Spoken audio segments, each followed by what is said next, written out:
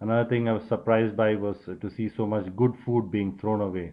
You know, like it was actually shocking. Then it was surprising to see, men walking around stark naked in the locker room. And that was very surprising. And as a result, I don't. If at all I go to the locker room, I keep my eyes fixated to the floor.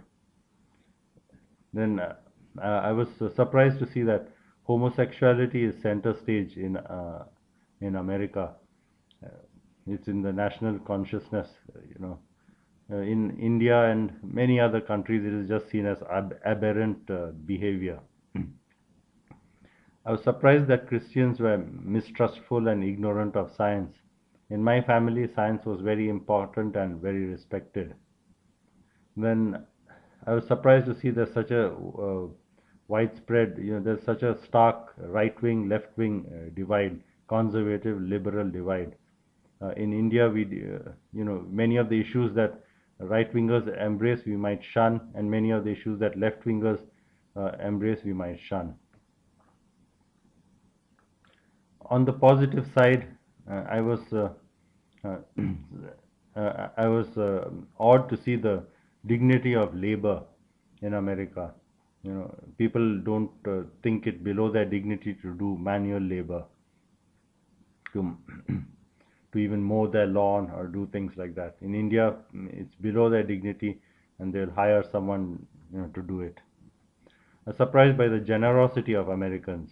When preachers scold their congregation that non-Christians give 2% of their income to charity, that's amazing. That's a huge amount of money. In India, you wouldn't find even maybe pennies being given. And there's a lot of volunteerism here in America, and that I believe is what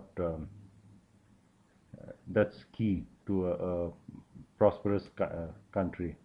There's tolerance of outsiders coming in and taking their jobs.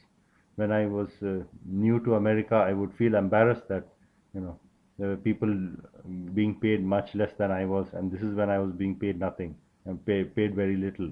I was embarrassed that I was coming in and taking in someone else's job.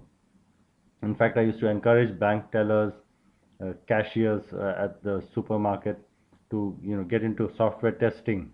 At that time, this was during the software boom in the 90s, when people, and they were shocked to hear they could earn 35 to 40K a year. Another question was, if I were to go to India, what would the typical person think of me? Could they tell I'm American, or or would they think I came from somewhere else? The typical person would look up to you. They would think you are wealthy, naive, a Christian. They assume all Westerners are Christian, and they do not know the difference between Mormons or Protestants and Catholics. They would assume you have a lot of sexual freedom, that you waste a lot of food and money, that you live in luxury. You're one who eats beef, you drink alcohol, you're good looking. By the way, Indians crave lighter skins. In the marriage market, lighter skin equals better looking. There are, in fact, skin whitening creams sold by Mary Kay and other companies in these countries. Then they would assume that you are powerful. Then there's another question by Terry Kinney. From what caste did your grandparents convert to Christianity? Was this conversion what made the family so interested in the West? Has the discrimination faded with time, or does India continue to struggle as we have here in the US with our discrimination issues? Has more of your family immigrated? If not, how often are you able to visit India to see them? My grandparents came from different castes.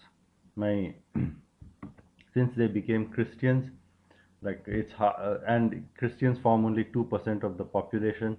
It's hard to find. There's not much. One can't be picky. Marry only within your own community, your own place. So anyway, my grandparents came from different castes. I have a correction to make. In the following question, I refer to my um ancestors as grandparents, but actually I'm referring to my ancestors, and the period is about maybe 300 years earlier, and some came from upper castes and some from lower, I believe. All of my grandparents' ancestors were converted to Christianity a few hundred, probably a few hundred years earlier. But my father's father died a Hindu. He had emigrated to Burma. Hindu. He had was from maybe the from the tobacco grower farmer caste, which is probably a lower caste. But it was not. He wasn't a farmer. He was an officer in the Red Cross. He worked in Burma. He married a Burmese and came back to India during when the Japanese invaded Burma. And my other grandparents, one of them was from Kerala. He was a Indian. He was a Christian and evangelist, and the other two were Hindus and from Maharashtra and Gujarat. But there are two interesting stories from my mother's side. One of them was a scribe. He was a Hindu. He was a scribe in the court of the one of the son or the grandson of Shivaji, who was an Indian emperor, and in the grandson of this king. And when he was a scribe, and he started seeking the truth, and he started asking questions. He was not satisfied. He came in contact with some British missionaries, and he became a Christian. And then he left his religion, and the king was furious and threw him out, as confiscated all his land and property, and threw him out. And he went. This was probably 200 or 300 years ago, and he went to the northern part of India and settled down. And another family, another grandparent on my mother's side, he became a Christian, and through the British missionaries, and he was staying with the British missionaries, and people from his community, they were upper caste. They came and they surrounded the house, and they said, "Bring him out. We want him back."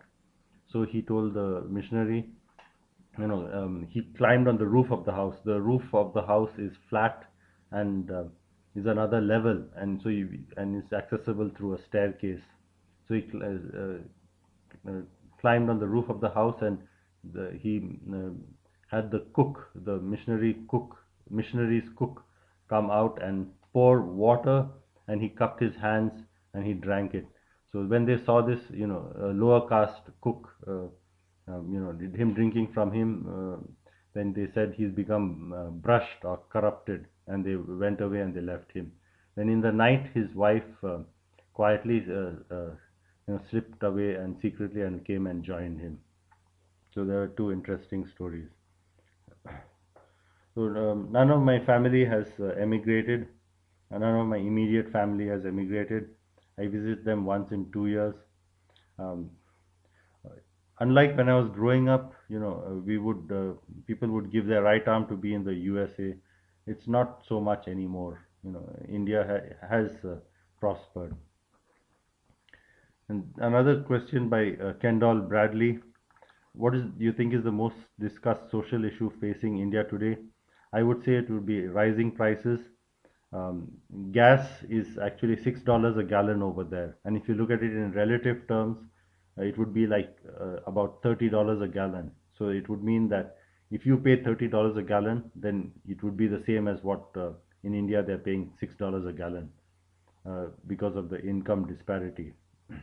I talked to my father over the phone and asked him this question, and he said that the media discusses internal terrorism a lot.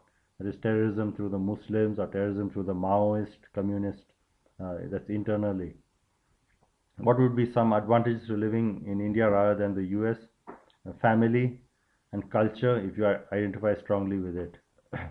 Then Amanda asked, with what you already knew about Western culture while you were growing up, compare that to what you actually experienced when you first came to the US. Did you feel like you fit in?